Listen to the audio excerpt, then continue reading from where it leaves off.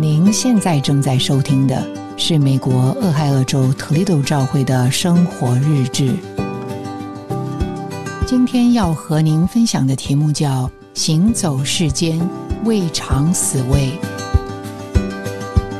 在次的聚会中，我们读到主在马太福音16章最后一节说，我实在告诉你们，站在这里的有人还没有尝到死味，必看见人子在他的国里来临。我反复思想这节经文，特别是未尝死味这个词。主在这里用了尝和死味的说法是非常有意思的，因为圣经第一次提到死是与吃连在一起的。耶和华神吩咐那人说，园中各样树上的果子你可以随意吃，只是善恶知识树上的果子你不可吃，因为你吃的日子必定死。圣经是何其的准确，凡是你吃下去的都是有滋味的，孤独、寂寞、空虚的滋味，嫉妒、争竞、贪婪的滋味，酸楚、愁烦、悲伤的滋味，我们谁没有尝过呢？所以宋朝的将军辛弃疾到了他的中年才会说，少年不是愁滋味，而今是尽愁滋味。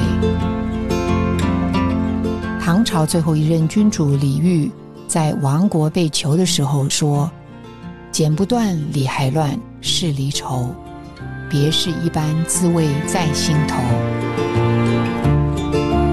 我们也会说尝遍人生的酸甜苦辣，我们过人生其实就是吃人生、尝人生、品人生。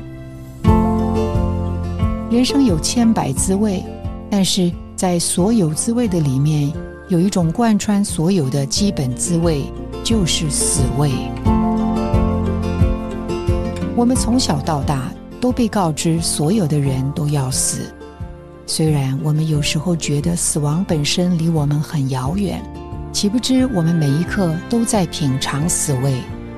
死不只是肉身的死，更是一种状态，无望、麻木、行尸走肉、没精打采，这些都是给我们对死亡的预尝。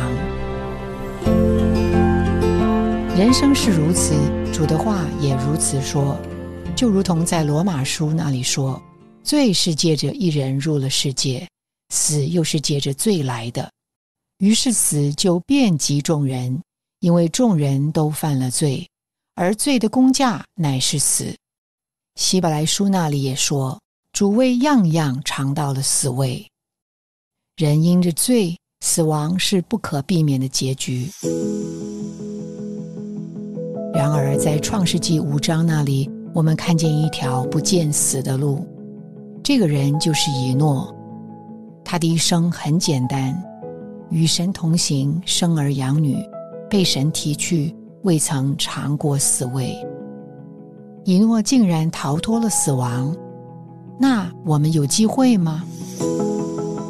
感谢主，主在马太福音16章末了说，我实在告诉你们，站在这里的有人还没有尝到死味，必看见人子在他的国里来临。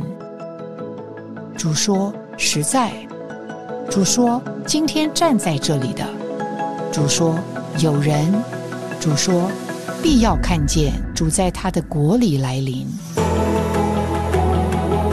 感谢主，有这样一条路，就是以诺曾经走过的未尝死味的路。